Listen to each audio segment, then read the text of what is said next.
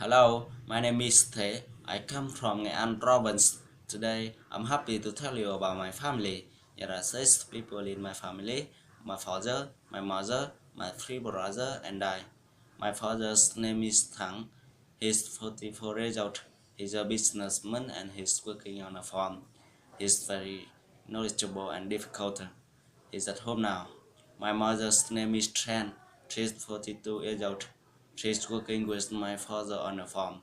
She's very easygoing and hardworking. She's at home now. My first younger brother's name is Squid. He's 20 years old. He's a student and he's studying at college. He's very handsome and stubborn. He's at his school now. My second younger brother's name is Tom. He's 17 years old. He's a student and he's studying at a high school. He's very clever and humorous.